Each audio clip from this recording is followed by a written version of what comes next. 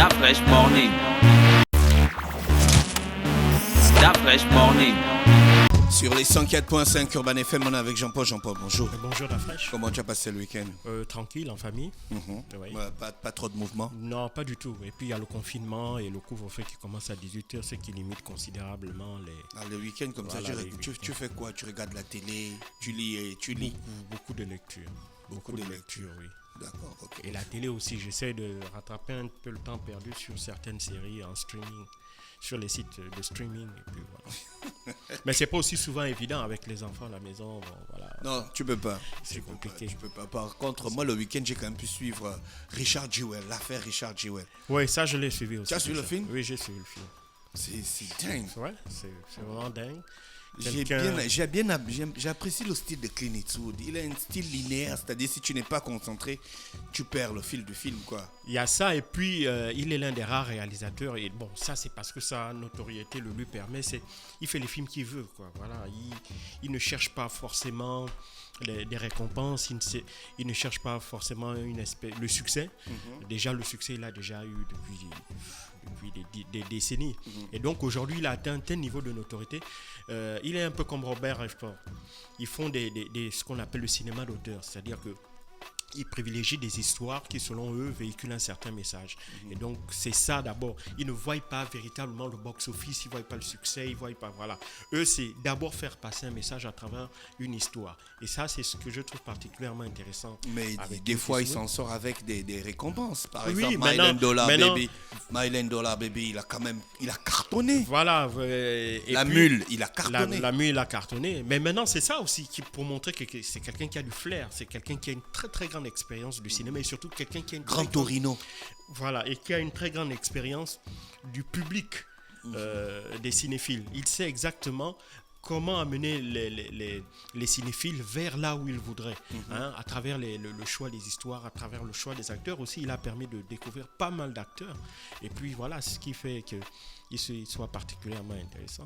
Moi, j'ai aimé l'affaire Jewell dans le sens où c'est quelqu'un qui est né avec plein de convictions, c'est-à-dire qu'il faut que le monde dans lequel on vit, on fasse régner l'ordre et la justice.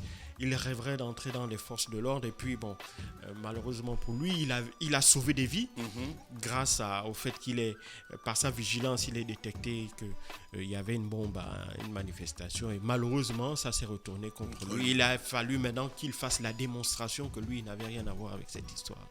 Ça, c'est fort, mais apparemment, il avait tout... les signes d'un gars qui pose des bombes. Quoi. Voilà, ce qu'on appelle le pompier pyromane, c'est-à-dire quelqu'un qui déclenche lui-même un événement pour vraiment tirer des retombées. Quoi. Voilà, donc il met le feu à une maison, il vient éteindre pour passer pour le héros dans l'affaire.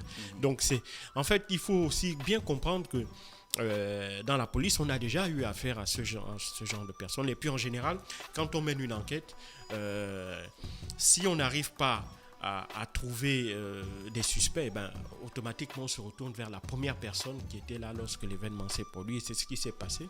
Le FBI a décidé que nous n'arrivons pas à associer cet attentat-là ni à un individu ni à un groupe terroriste, puisque l'attentat n'avait pas été revendiqué. Ils se sont dit que, et comme lui, il avait toujours manifesté son envie de rentrer dans les forces de l'ordre, ils se sont dit que peut-être là aussi ils ont affaire à une forme de pompier pyromane. Voilà.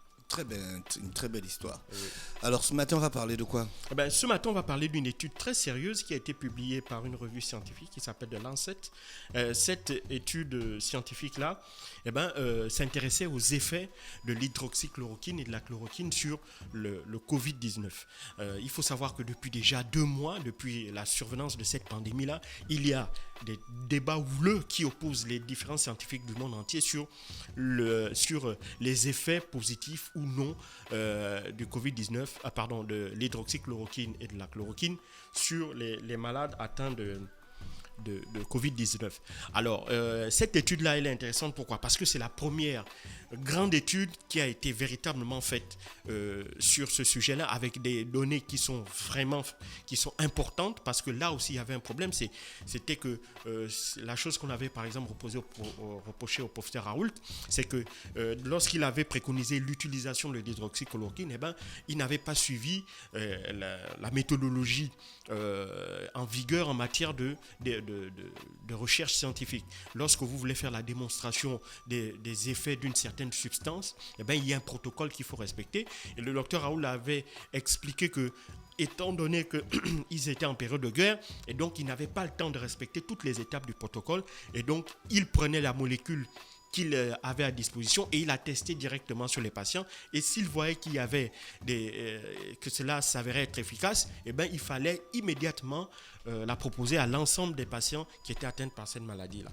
Et donc, pour lui, il pouvait s'affranchir justement de ce protocole-là. Ce qui faisait bondir de colère un peu certaines autres personnalités. Et donc, à travers le monde, il y a toujours eu cette opposition-là. Étant donné qu'il faut savoir que l'hydroxychloroquine et la chloroquine ont été prescrits par des gouvernements. Hein. Les gouvernements ont donné les autorisations aux médecins à pouvoir prescrire ces médicaments en association ou pas avec des antibiotiques pour essayer de lutter contre le Covid-19. Et donc, cette étude est intéressante. Pourquoi? Parce qu'elle s'est réalisée avec l'association de 976 hôpitaux répartis dans le monde. 96 000 dossiers médicaux de patients qui ont été atteints de Covid-19 ont été étudiés sur l'ensemble des 6 continents. Et sur ces 96 000 patients atteints de Covid-19, 15 000 avaient été traités soit avec de l'hydroxychloroquine, soit avec de la chloroquine, soit avec l'un de ces 2 médicaments associés à un antibiotique. Et là, évidemment, les résultats, selon le docteur Mandrip de l'université d'Harvard qui avait justement suivi cette étude, qui a dirigé cette étude, eh bien pour lui, les effets sont sans appel. Alors, selon lui, les patients qui ont reçu de l'hydroxychloroquine ont vu leur risque de mortalité augmenter de 34% et leur risque d'arythmie bondir de 137%. Ces hausses sont respectivement de 45% et 141% si on ajoutait un antibiotique au traitement. Pour ce qui est de la chloroquine, le risque de décès grimpe à 37% et celui d'arythmie à 256%.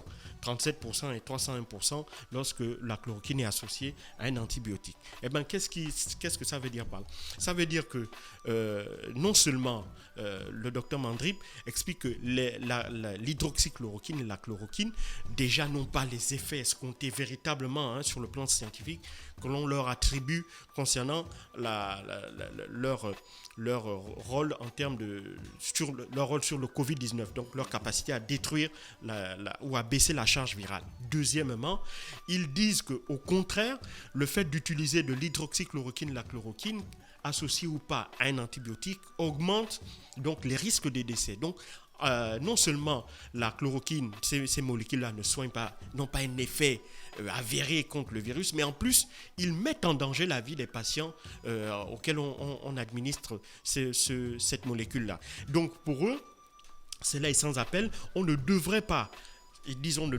en fait prescrire systématiquement de l'hydroxychloroquine et de la chloroquine aux patients atteints de Covid-19. Mieux, on ne devrait pas systématiquement les associer avec un antibiotique parce que cet antibiotique-là vient encore aggraver la situation et donc augmenter le risque de mortalité chez les personnes atteintes de Covid-19. Alors, comment ils expliquent cette augmentation de la mortalité chez les patients auxquels on administre de l'hydroxychloroquine ou de la chloroquine? C'est que l'hydroxychloroquine et la chloroquine vont agir sur le cœur parce que il faut savoir que le cœur c'est un organe qui fonctionne de manière autonome et donc les battements sont stimulés par des micro-impulsions électriques et c'est justement sur ces micro-impulsions électriques-là que l'hydroxychloroquine et la chloroquine viennent agir en quelque sorte en déphasant la fréquence de ces impulsions-là et ça va entraîner une arythmie cardiaque, c'est-à-dire que le cœur ne bat plus normalement et donc c'est cette arythmie cardiaque là qui est susceptible d'entraîner la mort soudaine du patient. Donc pour eux, le fait d'utiliser de l'hydroxychloroquine et de la chloroquine sur les patients atteints de Covid-19 a certainement joué un rôle sur le taux de mortalité élevé que l'on a pu observer, notamment en Europe ou aux États-Unis, où très vite cette molécule-là a été systématiquement administrée aux patients. Maintenant, il faut aussi savoir qu'on ne peut pas forcément dire aussi, c'est ce qui rend la chose assez difficile, c'est que c'est la seule étude pour le moment qui le dit. D'autres études sont encore en cours et ne semblent pas dire la même chose, puisque les faits, par exemple, lorsque l'on regarde le continent africain, où systématiquement aussi les gouvernements ont réquisitionné les stocks d'hydroxychloroquine et de chloroquine et en ont commandé des masses et les ont évidemment administrés aux patients, on a observé une très très faible mortalité en Afrique. Donc l'Afrique qui est le continent où aussi depuis des décennies, il faut savoir que l'hydroxychloroquine et la chloroquine sont utilisées pour le traitement contre la malaria. C'est des molécules que l'on n'utilise plus pour cela en Europe, même si on les utilise pour lutter contre ce qu'on appelle des maladies auto-immunes, mais l'hydroxychloroquine, la chloroquine est moins consommée en Europe qu'en Afrique. Or, en Afrique, on a toujours cette mortalité-là qui est extrêmement basse, et donc cela ne pourrait pas expliquer le fait que, évidemment, l'hydroxychloroquine et la chloroquine ont été prescrites de manière massive également sur le continent, et y compris dans le cadre de la lutte contre le Covid-19, laisse penser qu'évidemment, ce n'est pas forcément la réponse. Donc, pour le moment, c'est cette étude qui a été faite par l'université d'Harvard. Elle a donné ses propres conclusions. Maintenant, on attend notamment les premiers résultats de la véritable grande étude faite sur le Covid-19 qui s'appelle Discovery. Dans cette étude Discovery-là, il y a aussi bien la partie qui concerne l'hydroxychloroquine et la chloroquine et les différents antibiotiques qui sont utilisés en association avec ces molécules-là pour lutter contre le Covid-19. Et puis, il y a la partie traitement curatif.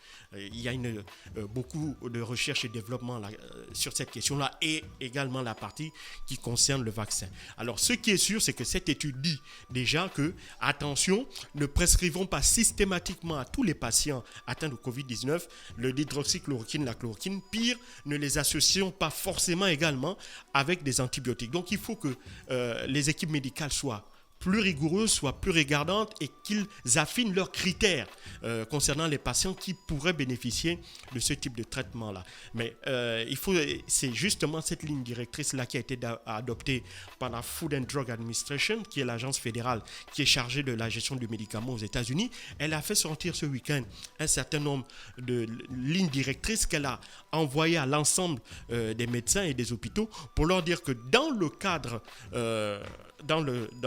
où le patient n'est pas suivi dans un hôpital ou n'est pas pris en charge dans un hôpital, qu'il ne lui soit pas permis de consommer de l'hydroxychloroquine et de la chloroquine pour justement éviter de créer chez lui le risque d'arythmie cardiaque et de mort soudaine, alors que dans un milieu hospitalier, il est suivi 24 heures sur 24. Donc s'il y a cette survenance, on peut rapidement intervenir, ce qui n'est pas le cas s'il est en dehors d'un hôpital.